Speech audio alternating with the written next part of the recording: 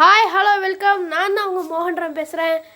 இப்போ அடுத்து ஜெனட்டிக்ஸில் இன்ட்ரொடக்ஷன் பார்த்தோம். அடுத்து மெண்டலிசம்னா என்னென்னு பற்றி பார்ப்போம்.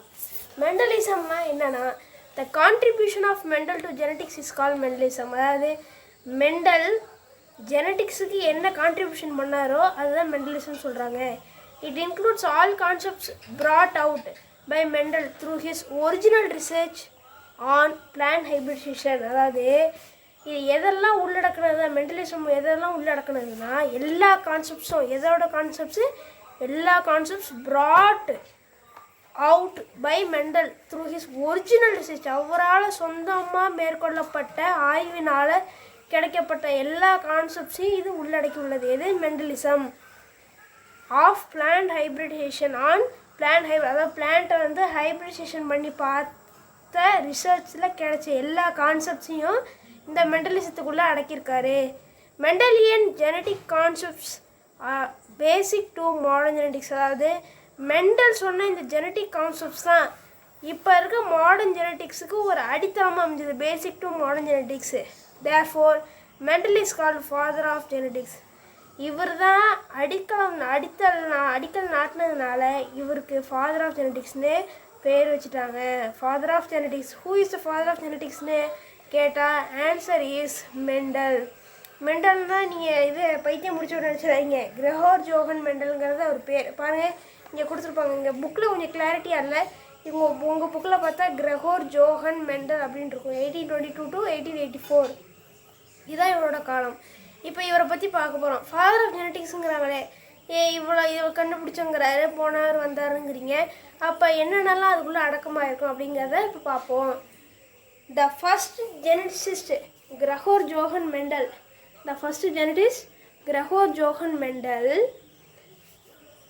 unraveled the mystery of heredity. அதாவது என்ன பண்ணார்னா, ஹெரிடிட்டியை பற்றிய பல உண்மைகளை இவர் தான் மிஸ்ட்ரி ஆஃப் ஹெரிடிட்டியை வெளில கொண்டு வந்தார். அன்ராவல்டுனா வெளிக்கொண்டு வந்தார். He was born on 22nd July 1882. 1822ஆம் ஆண்டு ஜூலை 22ஆம் தேதி பிறந்தார். எங்கே? ஹேசன்ட்ராஃப் சிலிசியா அப்படிங்கிற இடத்துல பிறந்தார். அந்த இடத்துக்கு இப்போ என்ன பேர் இருக்குன்னா ஹைன்சைஸ் செக்கோஸ்லோவியா கேள்விப்பட்டிருப்பீங்க இந்த ஊர். செக்கோஸ்லோவியா இன் ஆஸ்ட்ரியாங்கிற இடத்துல தான் இந்த செக்கோஸ்லோவியா இருக்குது. இது ஒரு சிட்டி மாதிரி ஞாபகம் வச்சுங்க. இது வந்து நாடு, இது சிட்டி, இது அதில் இருக்க ஊர். இந்த ஊருக்கு முன்னாடி பழைய பேர் என்ன? ஹேசன்ட்ராஃப் Cilicia. After school education, later he studied botany, physics and mathematics. என்னென்னலாம் படித்தார்னா, பாட்னி படித்தார், ஃபிசிக்ஸ் படித்தார், மேத்தமெட்டிக்ஸ் படித்தார். நம்மள மாதிரியே தான் எல்லாத்தையும் படித்தார். At the university of Vienna. எங்கே படித்தார்? he studied at the University of Vienna. இதெல்லாம் 1 மார்க்கில் கேட்குறது கூட நிறைய வாய்ப்பு இருக்குது. இன்டீரியரில் கேட்கணும்னு நினச்சாங்கன்னா. he then entered a monastery of St. Thomas at Brunn in Austria. அதாவது இந்த இடத்துல தான் அவர் படித்தார். And continued his interest in plant hybridization. In 1849 Mendel got a temporary position in a school as a teacher. ஒரு டீச்சராக வேலை பார்த்தாரு. And he performed a series of elegant experiments with pea plants. அதாவது அவர் வேலை செஞ்சிட்டு இருக்கப்போயே பார்ட் டைம் ஜாபாக என்ன பண்ணியிருக்காரு, ப்ளீ பிளான்ட்ஸை வச்சு எக்ஸ்பெரிமெண்ட்ஸ் பண்ணியிருக்காரு. இன் ஹிஸ் கார்டன், அவரோட தோட்டத்தில் எக்ஸ்பெரிமெண்ட்ஸ் பண்ணியிருக்காரு. In 1856, he started his historic students on pea plants ஸ்டடீஸ்னா ஆய்வு. அதை பற்றின இப்போ ஒரு சில விஷயங்களை பற்றி ஆய்வு செய்ய ஆரம்பித்தார், ரிசர்ச் செய்ய ஆரம்பித்தார். he started his historic study, அதாவது வரலாற்று சிறப்புமிக்க ஆய்வை அந்த பீ பிளான்ட்ஸை செஞ்சார். எப்போ ஆரம்பித்தார்? 1856. எப்போ இதுவரை நடந்ததுன்னா 1856லேருந்து 63 வரையும் நடந்தது. was the period of Mendel's hybridization experiments on pea plants. Mendel discovered the principles of heredity by studying the inheritance of 7 pairs of contrasting traits.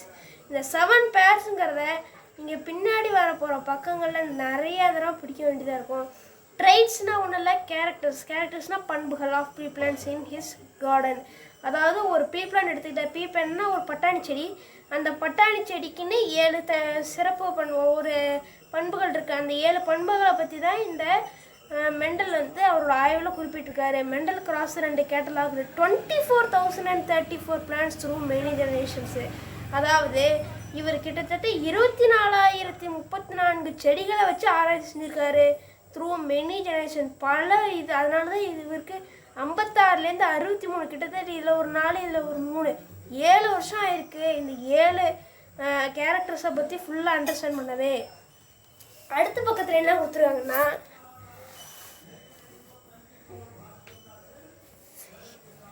போனது ஹிஸ் பேப்பர் என்டைட்டில்டு, இங்கே என்டைட்டில்டு இருக்குது, முன்னாடி இருக்க பேஜில் ஹிஸ் பேப்பர்னு இருக்கும். அப்போ ஹிஸ் பேப்பர் என்டைட்டில்டு அதாவது அவரோட பேப்பர், அதாவது அவருடைய அறிக்கைன்னு சொல்லுவாங்க. அவரோட அறிக்கையை என்ன தலைப்பு விட்டுருந்தாருன்னா எக்ஸ்பெரிமெண்ட்ஸ் ஆன் பிளான்ட் ஹைப்ரிட்ஸ் அப்படிங்கிற தலைப்பில் வெளியிட்டிருந்தார்.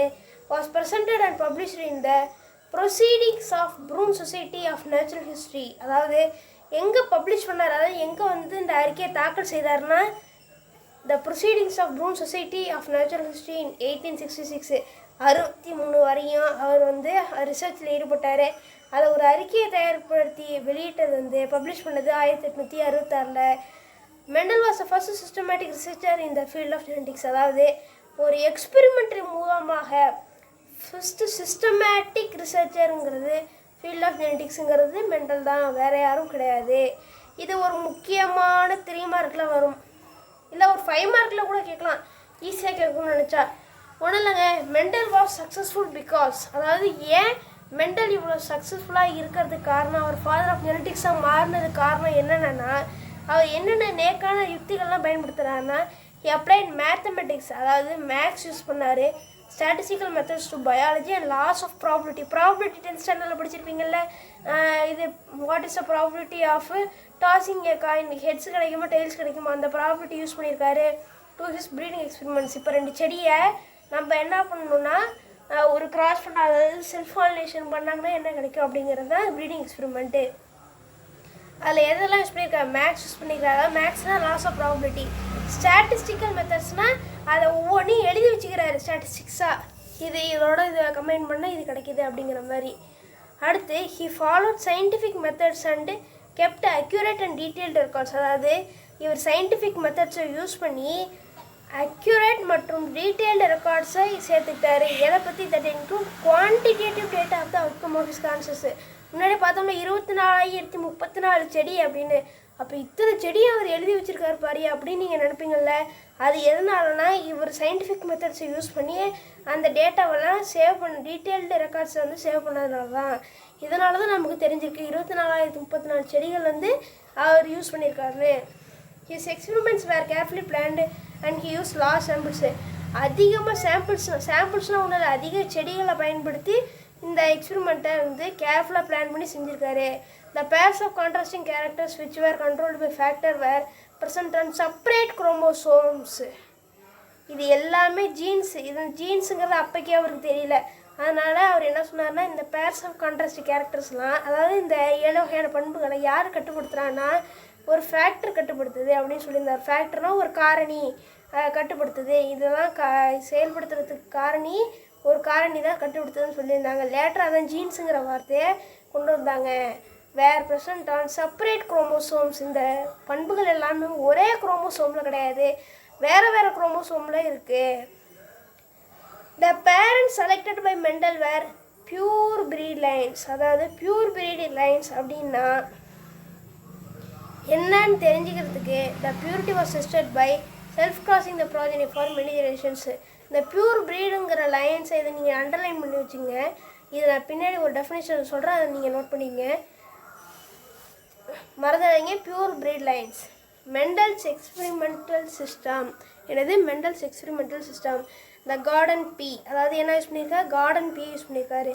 என்ன பண்ணார், he chose pea plant because. ஏன் பீ பிளான்ட் பட்டாணி செடி தேர்ந்தெடுத்திருக்காருன்னா இது ஒரு ஆனுவல் பிளான்ட், அதாவது வருடத்திற்கு, அதாவது இது ஒரு வருடம், அதோட ஆயுட்காலம் 1 வருஷம். And haves clear contrasting characters. கான்ட்ராஸ்டிங் கேரக்டர்ஸ்னால் அதுக்கிட்ட தெளிவான பண்புகள் இருக்குது, அதுவும் வேற்றுமை உள்ள பண்புகள். எப்படின்னா இங்கே கொடுத்துருக்காங்க பாருங்கள், பூவோட கலர் கொடுத்துருக்காங்க பாருங்கள், இது ரெண்டுமே ஒரே செடி தான், இதுவும் பட்டாணி செடி தான், இதுவும் பட்டாணி செடி தான். ஆனால் இதில் பர்பிள் கலரில் ஃப்ளவர் இருக்குது, ஒயிட் கலரில் ஃப்ளவர் இருக்குது. பண்புகள் எல்லாமே கலருங்கிறது ஒன்று தான், அது என்ன பூங்கிறது எல்லாமே ரெண்டுமே பூ தான், பட்டாணி செடியில் பூக்கிறது. ஆனால் இது ஊதா, அதாவது பர்பிள் நிற பூ, இது வெள்ளை நிற பூ அப்படிங்கிறாங்க. ஃபஸ்ட்டு இது புரிஞ்சிருச்சா? ஏன்னு கான்ட்ராஸ்டிங் கேரக்டர்ஸு இருக்குது. That are controlled by a single gene. என்னது? ஒரு சிங்கிள் ஜீனால் இது இது வந்து that are control by a single gene. இந்த கான்ட்ராஸ்டிங் கேரக்டர்ஸ் எல்லாமே ஒரு சிங்கிள் ஜீனால் கட்டுப்படுத்தப்படுது. Self fertilization occur under normal conditions in garden pea plants. Self fertilization எப்படி நடந்தது, அதாவது மகரந்த சேர்க்கை எப்படி நடந்தது? நார்மல் கண்டிஷனில் நடந்தது garden pea plants. Mendel use both self fertilization, cross fertilization. அதாவது ஒரு பூவுக்குள்ளேயே ஃபெர்டிலேஷன் நடக்கிறது செல்ஃப் ஃபெர்டிலேஷன், 2 செடிகளுக்கு நடுப்புற நடக்கிறது கிராஸ் ஃபெர்டிலைசேஷன். அது ரெண்டுத்தையும் பண்ணி பார்த்தாரு. The flowers are large and hence emasculation and pollination are very easy for hybridization. எமாஸ்குலேஷன்னா ஒன்றும் இல்லைங்க, இது எமாஸ்குலேஷனுங்கிறது இப்போ அந்த பூவில் இருக்கும் பாருங்கள், இந்த ஒரு மாதிரி ஆன்தர்னு சொல்லுவாங்கள்ல, ஃபிலமெண்ட்டுக்கு மேலே ஆன்தர் இருக்கும் பாருங்க. இந்த ஆன்தரை ரிமூவ் பண்ணிட்டு நம்ம இதை வந்து மேலுக்காக யூஸ் பண்ணுறது. ஃபீமேல் வந்து ஸ்டிக்மா இருக்கும், இதை ரிமூவ் பண்ணிட்டு இதை மட்டும் வச்சு அதை பற்றி பாலினேஷன் பண்ணுறது தாங்க emasculation. Are very easy for hybridisation. பூக்கள் எல்லாமே பெருசாக இருந்ததும் அவருக்கு இந்த ப்ராசஸ்லாம் பண்ணுறதுக்கு ரொம்ப ஈஸியாக இருந்தது. சின்ன பூவாக இருந்தால் ரொம்ப கஷ்டம், அந்த எமாஸ்குலேஷனுங்கிறத பண்ண முடியாது. எமாஸ்குலேஷன் ஒன்றும் இல்லைங்க, இங்கே கொடுத்துருக்காங்க பாருங்கள், இதாங்க எமாஸ்குலேஷன். இந்த கட்டிங் ஆஃப் எனக்கு இந்த ஆன்தர் எல்லாத்தையும் கட் பண்ணிட்டு அந்த பூவோட இதை மட்டும் வச்சுக்கிறது. பாருங்கள், நான் பின்னாடி சொல்லுவேன் இந்த எமாஸ்குலேஷனை பற்றி. இந்த டயக்ராம் வந்து நான் சொல்கிறேன். அடுத்து என்ன கொடுத்துருக்காங்கன்னா, Mendel's experiments on pea plant, Mendel's theory of inheritance. அதாவது என்னென்ன எக்ஸ்பெரிமெண்ட் பண்ணார்? Mendel's theory of inheritance known as particulate theory. இது என்னது? Mendel's theory of inheritance, also known as particulate theory. இது ரெண்டுமே ஒன்று தான். பார்ட்டிகுலேட் தியரினாலும் மெண்டல்ஸ் தியரி ஆஃப் இன்ஹெரிட்டன்ஸ்னாலும் ஒன்று தான். Establishes the existence of minute particles or hereditary units or fact which are now called as genes. அவர் அப்போ என்ன சொன்னார்னா, ஜீன்ஸுங்கிற வார்த்தை அவருக்கு அதாவது தோணலைங்கிறத விட அவருக்கு அந்தளவுக்கு பரிச்சயம் இல்லாத வார்த்தையாக இருந்ததுனால அவருக்கு பரிச்சய பற்றிய வார்த்தை என்னன்னா, establishes the existence of minute particles. ஒரு சின்ன சின்ன துகள்களாக இருக்கும். எதில் இருக்கும்னா ஹெரிடிட்டரி யூனிட்ஸாக இருக்கலாம். ஹெரிடிட்டரினா இந்த மரபு சார்ந்த யூனிட்ஸாக இருக்கலாம். அதை நம்ம என்ன காரணிகள்னு கூட சொல்லலாம். பண்புகளை கடத்துகிற காரணியாக கூட இருக்கலாம். அதான் ஃபேக்டர்ஸ்னு சொல்லியிருக்காங்க. Which are now called as, இது இப்போ ஜீன்ஸ்னு சொல்கிறாங்க. He performed artificial pollination and cross pollination. ஆர்டிஃபிஷியலாக பாலினேஷன் பண்ணார், ரெண்டுத்துக்கு இடையில கிராஸ் பாலினேஷனும் பண்ணார். அடுத்து என்ன கொடுத்துருக்காங்கன்னா, cross pollination experiments with several true breeding lines of pea plants. முன்னாடி நான் இந்த இடத்துல சொல்லியிருந்தேன் பாருங்கள், இங்கே சொல்லியிருந்தேன் பியூர் ப்ரீட் லைன்ஸில் என்ன சொல்லணும்னு சொல்லியிருந்தேன்ல, அது இங்கே வந்திருக்கு பாருங்கள். பியூர் ப்ரீட் லைன்ஸ் அப்படிங்கிறது என்னென்னா, a true breeding lines or pure breeding strains means it has undergone continuous. அதாவது ஒரு செடி எடுத்துங்க, 2 செடி எடுத்துங்க, 2 செடியுமே செல்ஃப் பாலினேஷன். அதாவது ஒரு செடியில் செல்ஃப் பாலினேஷன் ஒன்றும் இல்லை, அதில் இருக்க அந்த மகரந்த தூள்களை வந்து அந்த ஃபீமேல் பார்ட்டான அந்த ஸ்டிக்மாவுள்ள வச்சு அது ஸ்டைலுக்குள்ளே போய் அது ஓவரில் ஃபெர்டிலைஸ் ஆகி ஒரு ஃப்ரூட்டாக மாறும். ஃப்ரூட்னால் ஒன்றும் இல்லை, அது ஒரு காயம் மாதிரி அப்புறம் ஒரு ஒரு விளைச்சல் கிடைக்கும்.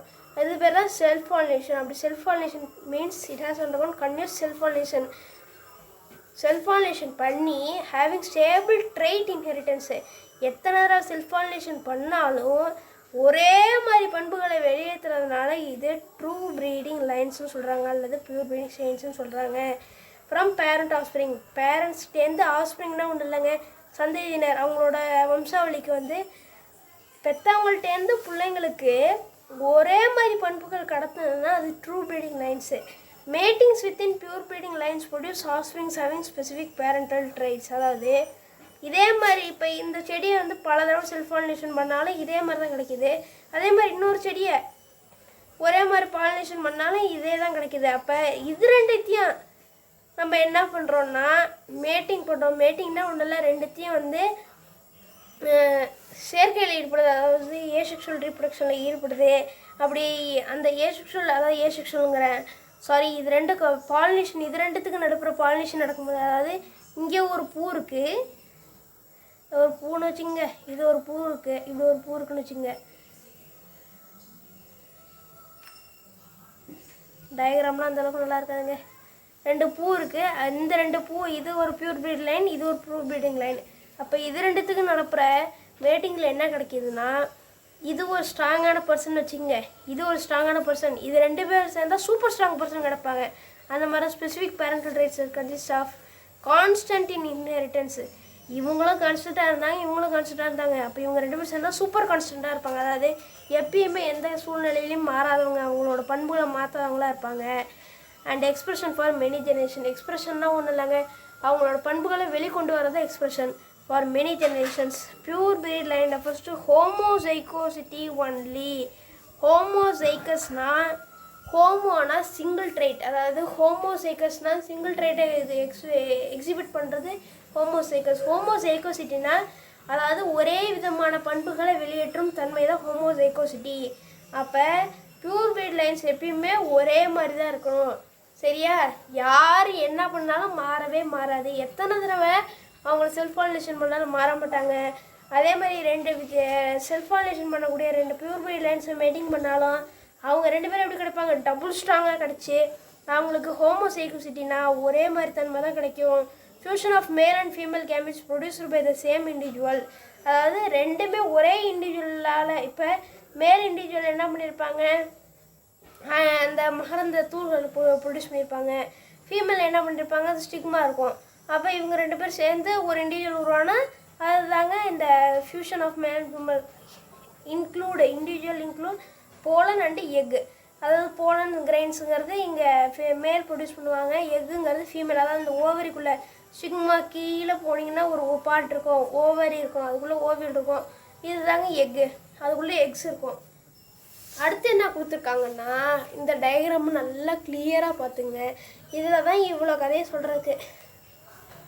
இங்கே ஒரு ஒயிட் ஃப்ளவர் இருக்குது, இங்கே ஒரு பர்பிள் ஃப்ளவர் இருக்குது. இதில் இருக்க ஆன்தரில் இருக்கக்கூடிய போலன் கிரெயின்ஸை கட் பண்ணி எடுத்துடுறாங்க.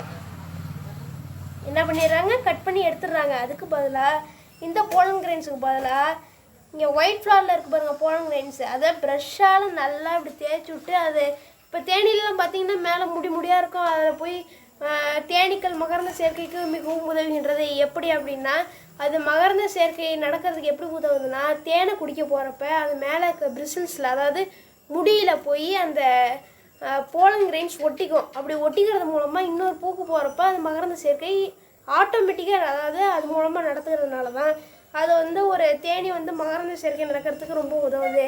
மகரந்த சேர்க்கை நடக்காமல் இருந்தால் உலகத்தில் மரமே இருக்காது.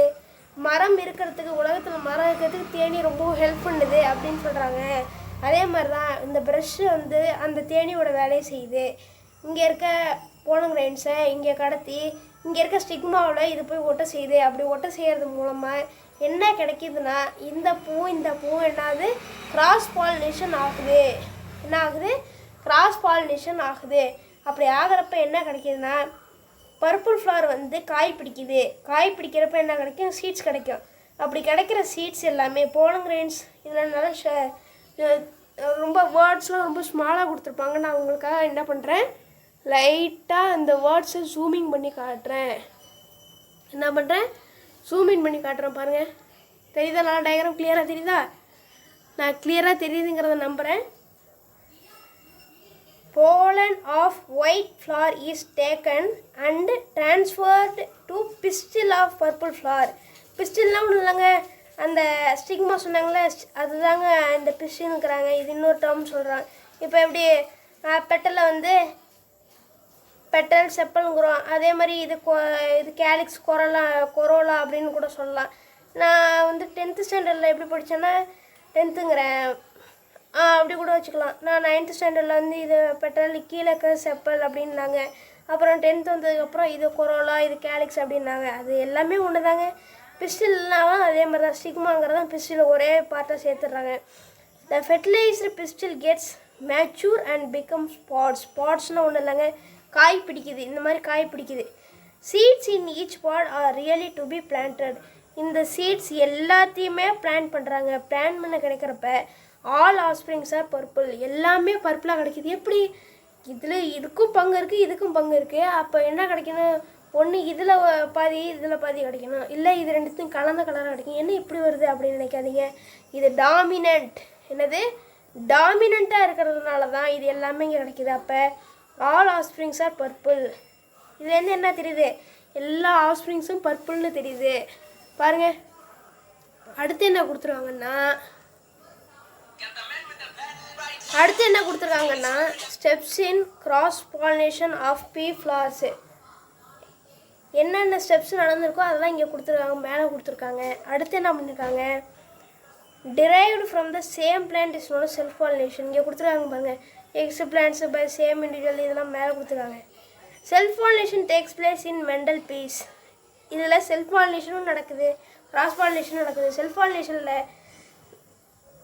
பாலினேஷனுங்கிறது சுயமாக அது வந்து மகரந்த சேர்க்கை ஏற்படுத்திக்குது. கிராஸ் பாலினேஷன்னா அதான் இந்த தேனி பண்ண வேலையை தான் இந்த ப்ரஷ் பண்ணுது.